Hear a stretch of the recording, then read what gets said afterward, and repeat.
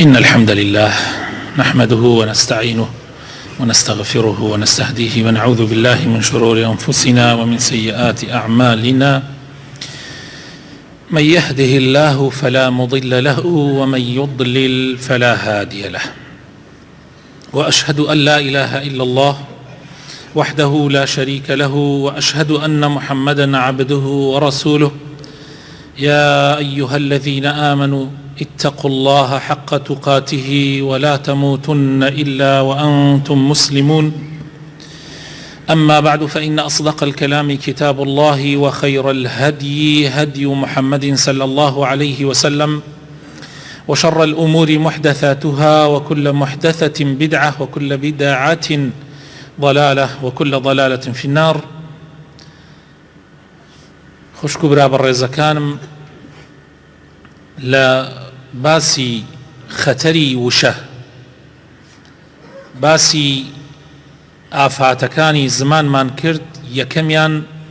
وتمان شەریک و هاوبەش بڕیاردانە بۆ خوای پەروەردگار. شەریک قەراردان بۆ خوای پەروەردگار خۆشەویستەکانم دوو جۆری هەیە. شیرک هاوبەش بڕیاردان بۆ خوای پەروەردگار دوو جۆریەیە. جۆرێکیان شیرکی گەورەی پێ ئەوترێ، زانایان وا ناوێن ناوە، و جۆرێکیانی شرکی بچووکی پێ ئەوترێ.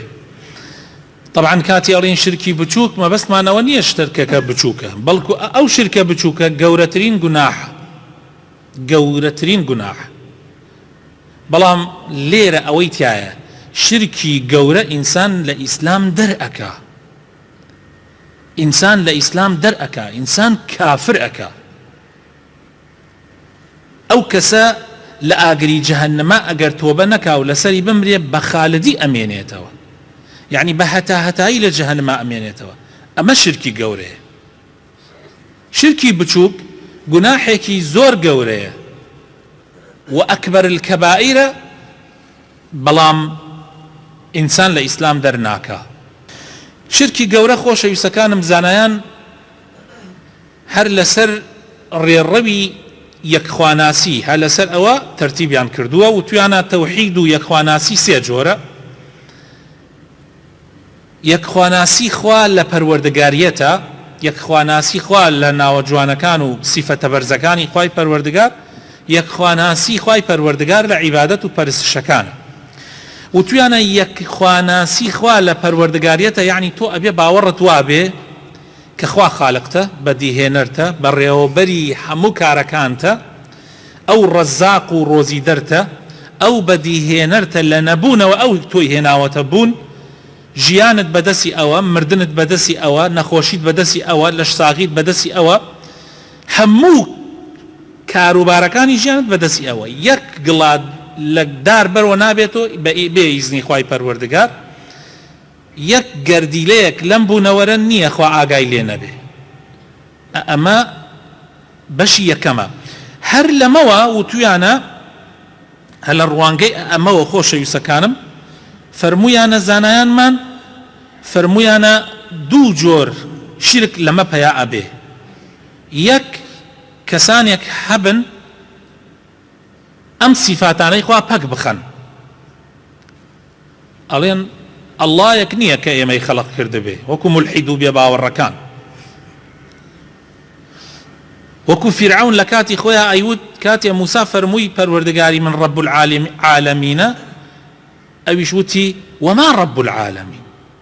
ڕەب العالەمین کێ؟ ئەنا ڕەبوکم الأعلى، من خوا گەورەکەی ئێوە. ئەمە لە کاتی خۆیان بووە. و جۆرێکی تری شرک ئەوەیە کە هەر لەم مەسئلەیە ئەوەیە کە ئەم سیفاتانەی خوای پەروەردگار بدرێتە پاڵی کەسێکی تر. بۆ نمونە نەساراکان ئەوانە ئەڵێن لەگەڵ خوایە خوا کوڕیشی هەیە، نەعوذ بالله، یعنی مەسەن مەریەم یا عیسا عەلەیهی السەلام ئەیکەنە هاوبەشی خوا، کوڕی خوانە. لەگەڵ ئەوەشە خوای پەروەردگار فەرموویەتی قل هو الله أحد الله الصمد لم يلد ولم يولد ولم يكن له كفوا أحد. نەکەسی لێ بووە، نە لە کەس بووە، و نە هاوتای هەیە و نە هاوسەری هەیە، و ئەمانە لە خواوە دوورە. ئەمە مەسئلەیەکی زۆر گرنگە ئەوەی کە ئینکاری سیفاتەکانی خوا بکە کە خوایەک هەیە خەڵقی کردووە خوایەک هەیە بەڕێوەبەری بوونەوەرە هەموو شتەکان بەدەستی ئەوە ژیان مردن هەموو شتێک بەدەستی ئەوە ڕزق هەرکێ ئینکاری ئەمە بکە ئەوە کوفری گەورەی کردووە هەر کەسێکیش سیفاتەکانی خوا هاوبەشی لەگەڵا بڕیار بدا بیخاتە پاڵ کەسی تریش ئەویش هاوبەشی بۆ خوا بڕیارداوە بەشی دووهەمی تەوحید زانایان فەرمویانە ئەوەیە کە تۆ باوەڕت وا بێ خوای تەعالا خاوەنی هەندێ صیفاتی بەرزە هەرچی صیفەتێکی جوان و کامڵ هەیە لە خوا هەیە هەرچی صیفەتێکی کەم و کورتی و ناشرین هەیە خوا لێی بەدوورە و قەنەعەتیشت وا بێ خوای تەعالا خاوەن هەندێک ناوی جوانە کە هەندێکی بۆ ئێمە باس کراوە لە قورئان و سنەتە و هەندێکیش خوای تەعالا باسی نەکردووە لەمەش ئەوە شەریک قەراردان پەیا ئەبێ چۆن بەوەی تەشبیهی خوا بکەی بە مەخلوقاتەکانیەوە خوای تەعالا باسی سیفاتەکانی خوای نەکردووە تۆ مەخلوقاتەکان بشو بهێنی بە خوای تەعالاوە نەعوذ بالله مثلا بڵێ ئێمەش ئەبیسینۆک و چۆن خوا ئەبیسێ ئێمەش ئەبینینۆک و چۆن خوا ئەبینێ ئێمە ڕاستە خوا سەمیع و بەسیرە ئێمەش سەمعمان هەیە و بەسەرمان هەیە بینین و بیستنمان هەیە بەس هی ئێمە لە کوێی خوارێک ليس كمثله شيء وهو السميع البصير يعني ئێمە ڕاستە ئەبینین بەس ئەم بینینی ئێمە جزئێکی بەسیتە خوای تەعالا پێمانی داوە بەڵام ئێمە زۆر شت نابینین ئێمە نازانین ئێستا لەسەر ئەم سەقفەوە چی هەیە لەو ئەو دیوارەوە چی هەیە بەڵام خوای تەعالا هەموو شتەکان ئەبینێ و هیچی لێون نییە بیستنمان حەدی هەیە سنووری هەیە بەڵام هی خوا سنووری نییە هەر کەسێ قەنەعەتی وابێ ئەو شتانەی خوا بشو بهێنێ بە مەخلوقاتەکانەوە هی ئەم مەخلوقاتەکان بشو بهێنە بەخواوە ئەوە شرکی گەورەی بۆ خوا بڕیارداوە خوا پەنامان بدا خوای تەعالا فەرمێ ولله الأسماء الحسنى فادعوه بها خوای تەعالا ناوە جوانەکانی هەیە بەو ناوە جوانانە دوعا بکەن یا ڕەحمان ڕەحممان پێ بکە یا فەتاح دەرگای خێرمان بۆ بکەرەوە یا ڕەزاق ڕۆزیمان بدە بەو ناوە جوانە داوا لەخوا بکە وذروا الذين يلحدون في أسمائه سيجزون ما كانوا يعملون خەڵکانێک هەیە ئیلحاد لەم ناوە جوانەکانی خوایە ئەکەن ئینکاریەکەن یا هی مەخلوقاتەکان ئەشوبهێنن بەخواوە خوا پەنامان بدە و حاڵیان زۆر زۆر خراپە ئەوە خوای تەعالا هەرگیز پێی ڕازی نابێت جۆری سێمی تەوحید خۆشەویستەکانم ئەوەیە کە ئێمە ئەبێ خوای تەعالا بپەرستین تەوحیدی ئولوهیەت و هیچ شتێک لە عیبادەتەکان بۆ غەیری خوا ئەنجام نەدەین نە نوێژ نە ڕۆژوو نە زەکات نە هاوارکردن نە داواکردن نە نەزرکردنمان نە سەربڕینی حەیوان و ئاژەڵ ئەوانەمان هیچ کارێک هیچ عیبادەتێک بۆ غەیری خوا ئەوەی بۆ خوایە بۆ غەیری خوا نابێ ئەنجامی بدەیت بەڵام تۆ کەیان کەسانێک خوا پەنامان بدا بێن ئەوانە بدەن بە غەیری خوا ئەوە گەورەترین شرکیان بۆ خوای تەعالا قەرار داوە خوای تەعالا لە قورئانی پیرۆزە لە سوورەتی فاترە ئایەتی 14 ئەفەرمێ ئین تەدعوهم ئەوانەی وا ئێوە کردیانیان تا خوا جگە لە خوا ئین تەدعوهم لا يسمعوا دعاءكم ولو سمعوا ما استجابوا لكم ويوم القيامة يكفرون بشرككم ولا ينبئك مثل خبير ئەوانەی ئێوە داوایان لێکەن هاواریان پێەکەن بەخوا گوێیان لێ نییە حتا ئەگەر گوێشیان لێ بوایە بەخوا ناتوانن بێنە وەڵامتانەوە و لە ڕۆژی قیامەتە ئەوانەی وا ئێوە داوایان لێکەن ئەوان ئەڵێن وەڵڵا ئێمە خوایە بەریئین لەمانەی وا ئێمەیان کردە شەریکی تۆ ولا ينبئك مثل خبير کەس نییە وەکو خوا ئاگادارت کاتەوە بۆیە لەسەر فەرمایشتی خوا بڕۆ لەسەر فەرمایشتی غەیری خوا مەڕۆ ئیتر خەڵکانێکە شەیتان ئەیان خەڵەتێنێ لەمانەیە فێڵە دۆزنەوە ئەوە ئێوە بیان خەنە لا جۆرێکی تر هە لەم شیرکە لەم بەشەیان جۆری شیرکی تاعەیە ئەوەیە گۆڕایەڵی غەیری خوا بکەی لەو شتانەیە کە خوا بڕیاری لەسەر داوە یعنی بۆ نمونە حەڵاڵ کە خوا حەڵاڵی کردووە یەکێ بێ حرامی کا تۆش بە قسەی بکەی خوا شتێکی حرام کردووە یەکێ بێ حەڵاڵی کا تۆش بە قسەی بکەی یعنی ئەم قانون و دستور و شریعەتانی وا ئێستا هەیە ئەوەش طبعا شرکە خوای تەعالا لە قورئانی پیرۆزە لە سوورەتی تەوبە ئایەتی 31 ئەفەرمێ اتخذوا أحبارهم ورهبانهم أربابا من دون الله والمسيح ابن مريم وما أمروا إلا ليعبدوا إلها واحدا لا إله إلا هو سبحانه عما يشركون. ئەوان ئەڕۆین چیانە کرد؟ بە قسەی عالمەکانیان بە قسەی ڕوهبانەکانیان چیان ئەکرد؟ حەڵاڵی خوایان حرامە کرد و حرامەکانی خوایان حەڵاڵە کرد. ڕۆژێکیان عەدی کوڕی حاتەمی طائی هاتە خزمەتی پێغەمبەر صلی الله عليه وسلم، هێشتا نەبووە موسڵمان، علامەیەکی زائید کە ئەوان ئەیکەنە ملیان لە ئاڵتون لە ملیا بوو. پێغەمبەری خوای صلی الله عليه وسلم ئەم ئاەتەی خوێندەوە، فەرمووی ئەحبار و ڕوهبانەکانیان ئەکەنە خوا، ئەکەنە پەروەردگار. جا ئەویش فەرمووی ئەی پێغەمبەری خوا، ئێمە ئەمانەمان نەکردوتە خوا، ئەحبار و ڕوهبانەکانمان یعنی زانا و شێخەکانمان نەکردنەتە خوا. فەرمووی پێغەمبەر صلی الله عليه وسلم فەرمووی کاتێک حەڵاڵێکتان بۆ حرامەکەن بە قسەیان ئەکەن؟ چیان ئەرە وتی ئەرە وەڵا، وتی کاتێک حرامێک حەڵاڵەکەن بە قسەیان ئەکەن، کاتی حەڵاڵێکیش حرامەکەن بە قسەیان ئەکەن، دەی ئەوە عیبادەتە، ئەوە عیبادەتە. خۆشەویستەکانم، هەر کەسێ قورئانەکەی خوا پشتگوێ بخاو خۆی بەرنامەیەک دانا،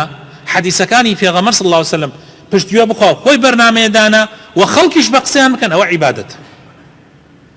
جا ئەبێ ئاگامان لێی بێ. جۆری سێم يعني لا شرك هل توحيد ألوهيته فيا أبي شركي خوشويستي. خواهي تعالى لقرآن بيروزة أفرمي ومن الناس من يتخذ من دون الله أندادا يحبونه كحب الله. سورة بقرة آياتي 165. خلقان يكيا جگە لە خوا شەریک بۆ خوا قرارە دەن لە چییە؟ خۆشیانیان ئەوێ وەکو چۆن خوایان خۆشەوێ. خۆشەویستەکانم، ئینسان ئەبێ خوای لە هەموو شتێ زیاتر خۆش بوێ و هەموو شتەکانیش لەبەر خاتری خوا بێ. خۆشەویستیەکانی تر هەر کاتێ تۆ یەکێکت خۆش ویست زیاد لە حەدی خۆی وەکو خوا، ئەوە شیرکە. خۆشەویستەکان، ئەوە شیرکە. ئەڕەئەیتە من اتەخەذ ئیلهەه هەواه. خەڵکانێکی هەوا و ئارەزووی خۆی ئەوە نەخۆشگەرەکەی کا بەخوا. تعیس عبد الدرهم تعیس عبد الدینار. پێغەمبەر فەرمێ صلی الله عليه وسلم تیا بچێ ئەو کەسانەی کە عەبدایەتی پارە و پوولەکەن، عەبدایەتی دۆلار و دینار و دیرهەمەکەن، لەبەر خاتری دینار و دیرهەم ئەڕۆن غەیری خوا ئەپەرستن، خۆشەویستیان بۆ غەیری خوایە. ئینسانی مسلمان ئەبێ خوای لە هەموو شتێ خۆشەویستتر بێ لەلا. پاشان لەبەر خاتری خوا پێغەمبەرەکانی خۆش بێ، لەبەر خاتری خوا کتێبە ئاسمانەکانی خۆش بێ، لەبەر خاتری خوا عەبدەکانی خوا ئەوانەی خوا پەرستن خۆشیانی بوێ. مسلمانێک ئەبینی لەبەر خاتری خوا خۆشت گەرەکە، بەس لەبەر خاتری خوا قینت لە گوناحەکانی شێتی. یعنی مسلمانێک گوناحبارە لەبەر خاتر خوا خۆیت خۆشەوێ مسلمانە، بەس لەبەر خاتری خوش قینت لە گوناحەکەیەتی. ئەم مەسائلانە یعنی لە ئەساسیاتی ئیسلامن. هەر کەسێ ئەم شیرکانەی تیا بێ کردەوەکانی هەمووی پوچەڵە بێتەوە. ئەمە شیرکی گەورن، ئەمانەی کە عەرزم کردن ئێستا. خوای تعالی ئەفەرمێ وەلەو ئەشرەکوا لحبط عنهم ما كانوا يعملون. سورەتی ئەنعام ئاەتی 88. ئەگەر هاوبەش بۆ خوا بڕیار بدەن هەرچی کردەوە هەیە پوچەڵ ئەبێتەوە، هەرچی کردەوەت هەیە پوچەڵ ئەبێتەوە. سبحان الله. نوێژم بەڕەوە نوێژت پوچەڵ ئەبێتەوە، ڕۆژوت پوچەڵ ئەبێتەوە. تەواو ئەوانە وەرناگیرێ. خواهي تعالى فرمي ما كان للمشركين أن يعمروا مساجد الله شاهدين على أنفسهم بالكفر أولئك حبطت أعمالهم. أوانا مشرك كان كافر كان أولئك حبطت أعمالهم وفي النار هم خالدون. لا أقري جهنم بهتاهتاي أم ينو. نابي إنساني مسلمان بآساني بوريقري أم مسألة بلا يكون أخوة قصيك لدمم درجة قصة شيء چۆن مەسەلەکە گرنگە زۆر. ئەمە بەشی یەکەمی شیرک بوو کە شیرکی گەورەیە. داواکارم خوای تەعالی هیدایەتمان بدە، نوری ئیمان بخاتە دڵەکانمانەوە، ڕەحممان پێ بکە و دامەزرامان کە لەسەر دیندارەتی لەسەر ئیسلامەتی. یا ڕەبی خوایە لەوانەمان بگێڕی کە بە تاق و تەنیا تۆ ئەپەرستن، هاوبەشت بۆ بڕیار نادەن هیچ جۆرە هاوبەشێک. یا ڕەب العالەمین. یا ڕەبی خوایە خۆشەویستی خۆت و پێغەمبەرەکەت و هەموو پیاوچاکان و ئیمانداران بخەیتە دڵمانەوە. یا ڕەبی خوایە شیفای نەخۆشەکانمان بدەی ڕەحم بە مردوەکانمان بکەی کوردستانمان لە بەڵاو موسیبەت بە دوور بگری یا ئیلاهە العالەمین ئامین ئامین خۆشەویستەکانم بەشی دووەم لە جۆرەکانی شرک شرکی بچووکە ئەمە کە ئەڵێن شرکی بچووکە قەت وا تێنەگەن بچووکە ئەمە گوناحی گەورەیە و ئەکبەری کەبائیرە ئەوە کە لە ئیسلام ئینسان دەرەکا بەس ئەمە دەرت ناکا لە ئیسلام بەڵام مستحقی ئاگری جەهەنەم تەکە ئەگەر تۆبە نەکەی جا ئەبێ ئاگامان لێی بێ ئەم شرکە بچووکە کە زانایان وتویانە ئینسان لە ئیسلام دەرناکە وتویانە شرکێکی شاراوەیە زۆر کەس زۆر جار ئینسان ئاگای لێ نییە یەکێک لەوانە بۆ نمونە ڕیاکردن تۆ دەی بۆ خوا لە ماڵەوە تێی بۆ مزگەوت بەڵام لە مزگەوتە کاتێ نوێژەکەی حەزەکەی خەڵک بتبینی تۆزێ خۆت جوانەکەیتەوە لە نوێژەکە ئەگەرێکێ بینیتی لەبەر خاتر خوا ڕۆژوەگری بەس حەزەکەی باسیشی بکەی سومعەتێکیش دەستکەوێ لە پاڵیان ئەگەر ئەساسی ئیشەکەت بۆ خوا نەوێ حەل لە ئەساسە ئەوە ئیتر ئەوە صیفات منافقە ئەوەتە شرکی گەورە بەڵام ئەگەر ئەساسەکەی بۆ خوا بێ بەڵام لە پاڵیا شتێکی تر پیا ببێ ئەوە شیرکە ئەبێت تۆ کارەکانت بۆ خوای تەعالا بێ خاڵیسەن ئینسان نابێ بە دوای لە کاتی عیبادەتە بە دوای ڕیا و سومعەتا بگەڕێ ڕیا یعنی بینین حەزەکەی خەڵک بتبینێ سومعەتیش حەزەکەی خەڵک ناوت ببیسێتەوە لە سەمعەوە هاتووە ئەبێ ئاگامان لێ بێ پێغەمبەر فەرمێ صلی الله عليه وسلم أخوف ما أخاف عليكم الشرك الأصغر ئەفەرمێ زۆرترین شت کە لێتان ئەترسم شرکی بچووکە پرسیاریان کرد ئەی پێغەمبەری خوا شرکی بچووک چییە فەرمووی ڕیا هەروەها خۆشەویستەکانم سوێن خواردن بە غەیری خوا سوێن خواردن بە غەیری خوا ئیتر ئەو سوێنانەی کە ئەی خۆی سوێن خواردن بێ بە گیانی فڵانە کەس بە شەرەفی فڵانە کەس بە شواربەکەم بە ئاسمان بە پێغەمبەر بە سەری شێخ بە سەری فڵانە کەس بە قەبری باوکم بە حتا بە کەعبە سوێن بخۆیت بە کەعبە دروست نییە بەڵام بڵێ بە سوێن بە خوای کەعبە دروستە ئاگات لێ بێ ئیتر سوێن بە هەر شتێک لەوەی کە تەلاق و شەرەف و ئەمەی کە لەناو خەڵکە هەیە ئەمە هەر هەمووی شرک جا ئاگامان لێ بێ ئەمە بەڵگەمان طبعا لەسەری هەیە بەڵام تر خەڵکانێکەیە خۆیان ئەدزنەوە لەمە ئاخر قەزدەکە خۆی ئەمە قەزمان نییە بیکەینە خوا و خەزمان نییە ئەمە وەکو خوا ئەگەر وەکو خوای بزانی ئەوە تۆ کافرە بی ئەگەر تۆ قەبری باوکت بەخوا بزانی کافرە بی بەس کە بەخوای نەزانی شرکی بچووکە ئەم شرکە بچووکەشی گەورەتری گوناحەکانە پێغەمبەری خوا صلی الله عليه وسلم ڕۆژێکیان ئەسحابەکان ڕێیان نەکرد بۆ لە سەفەرێکە سوێنیان بە باوکیان نەخوارد بە قەبری باوکم بە نازانم چی پێغەمبەری خوا صلی الله عليه وسلم فەرمووی ألا إن الله ينهاكم أن تحلفوا بآبائكم خوای تعالى قەدەغەی لێکردون سوێن بە باوکتان بخۆن فمن كان حالفا فليحلف بالله أو ليصمت رواه البخاري ومسلم هروها پێغەمبەری خوا صلی الله عليه وسلم لە حەدیثێکی ترا فەرمێن من حلف بالأمانة فليس منا کێ سوێن بە ئەمانەت و شەرەف و ئەمانە بخوا ئەفەرمێن لە ئێمە نییە ئینسان ئەبێ سوێن بەخوا بخوا حتى ابن مسعود فرمويتي ابن مسعود صحابي پیغمبر صلى الله عليه وسلم فرمويتي سوێن بەخوا بە درۆ بخۆم پێم باشترە تا سوێن بە غەیری خوا بخۆم ئاخر نەجارێش شەیطان بڕێ خەڵکی خەڵاتاندووە ئەڵێ کاکە سوێن من بۆیە سوێن بەخوا بە غەیری خوا خۆم سوێن بەخوا ناخۆم ئەڵێ چونکە ئەترسم درۆ بکەم حەز ناکەم بە درۆ ناوی خوا بێرم ئەوە تا ابن مسعود وڵامی ئەو کەسانەشی داواتۆ ئەفەرمێ حەزەکەم سوێن بەخوا بە درۆ بخۆم ئەو درۆیەکەم توش بۆ درۆ گوناحێکە بە سوێن بە غەیری خوا بەڕاستی شۆ نەخۆم چونکە ئەوە ئەبێ بە شرک ئەویان ئەبێ بە شرک ئیتر ئەکبەر الکەبائیرە بەڵام درۆکە ئەهوەنترە بەڵام ابن مسعود قەزدی ئەوە نییە کە سوێنەوە درۆ بخوا نەعوذ بالله بەس یعنی قەزدی ئەوە گەورەترە لەمە ئینسانی مسلمان ئەبێ سوێن بەخوا بخوا بەس و بەڕاستی شۆ درۆش نەکە إلا لحالة يليك إنسان ناچار بو نعوذ بالله روحي كوتا خطريات ووضعك وتجاوزه وهروها على حديثها تو پیغمبر صلى الله عليه وسلم أفرمي جوم ليبو سيونتان بچي أخوار من حلف بغير الله فقد أشرك هناك فقد كفر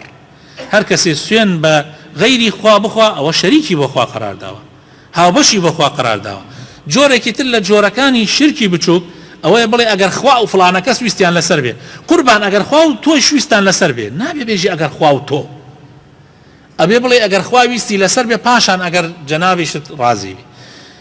یا ڕوا بۆ دکتۆر ئەڵێ بەخوا ئەگەر فلانە دکتۆر نەبوایە يعني وابو نابي أبي بلي أجر خواي تعالى فلان كسي نكرداية السبب چونك أو دكتورة هو كار أو سبب برا بالرئيسة كان أبي آقاما ليبي أما مسائلنا مسألة ذيك زور حساسا زور كس آقاي لينيا هروا هايكي كتل جوركاني الشرك وأمش لنا وخلق زور زور باوا وأبي آقاما نشليبي في غمرة فرمي صلى الله عليه وسلم من علق تميمة فقد أشرك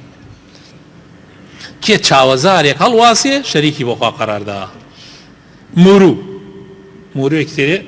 موروێکی کەوە کاتەقەی مناڵەکە ئەجێبە چاو لێی نەدا ژێر پیاڵەیەکە کاتەقەی ماڵە نازانم تاکە کڵاشێک کاتە ناو سیارەکەی حتا سۆک مەدالێشی پیاتێ کڵاشێ بچووکە قۆندرێ بکە ناو سیارەکەی بە چاو لێی نەدا یا نازان بیترا ئەو جۆرانەوە گشتی خەڵ لەبەر چاوەیکە حەت عولەما وتوانە ئەوانە هەر هەمووی شیرکە بەڵام هەندێک لە عولەما وتوانە ئەگەر ئاەت قورئان بێ دروستە ئەگەر ئاەتی قورئان بێ دروستە بەڵام زۆرینەی عولەما وتوانە ئاەتی قورئانیش باش نییە هەڵیواسی لەبەر چی لەبەر ئەوەی ئاەتی قورئان زۆر کەس حەدیثەکە ئەفەرمێن من علق تەمیمەتەن بەعام وتوێتی ئاەتی قورئانیشی لێ دەرنەکردێ دوای ئەوە هەندێک جار هەیە تو ئاەتی قورئانی کێتە دوعایەک و ئەی پێچی تۆ ئەیکەیتە قەی مناڵەکە ڕواتە ئاو دەسۆ پیسە بێ هینە بێ هیچ ضرور نییە ئەی چی بکەین بۆ ئەوەی تووشی چاو نەبین بۆ ئەوەی بپارێزرین ڕقیەی شەرعی بکە گشتان ئەزان فاتحە بخوێنن گەورەترین ڕقیەی شەرعی فاتحەیە حتا هەندێک لە عولەما ئەڵێن ڕقیە یعنی بەس فاتحە حەوت جار سوورەتی فاتحە بخوێنە گەورەترین چاوەزارە قل أعوذ هو الله أحد قل أعوذ برب الفلق قل أعوذ برب الناس تەواو خۆت بیخوێنی یا یەکێ بخوێنێتە سەرتا بۆ مناڵێک ترست هەیە بۆ مناڵێکت نەخۆشە پێغەمبەر صلی الله علیه وسلم ئەمانەی کردووە غەیری ئەوە مەخەڵەتێ لەژێر ناوی چاوەزار و دوعایە الله الله کارەسات چی ڕۆدا شوێنی نییە ئەمە ئێستا بەتانی باسکەم چی کارەسات ڕۆدا چی بە خەڵک ئەکرێ لەژێر ناوی چاوەزار و دوعا و نوشتە و ئەوانە سحر جادو هەرچی شتی پیس و پۆخڵ هەیە ئەنجام مەدرێ من ئەتوانم بڵێم ئێستا کارەساتی کۆمەلگای کوردی یعنی سحر و جادو بە ناوی دوعا و نوشتە و ئەوانەوە هەروە ژنە و تاو ئەندەن لە خەڵکو لە گشت گەڕەکێکا پێنج شەشێ لەوانە پەیا بووە طبعا ئەوە ئەو کەسانێک کە ئیشاکەن کافرن کوفری گەورە ئەو سحر و جادووە ناکەن ئەوەشی کە ئەچێ بۆ لای خوا پەنامان بدا ئەوەشە تووشی کوفری بچووک بووە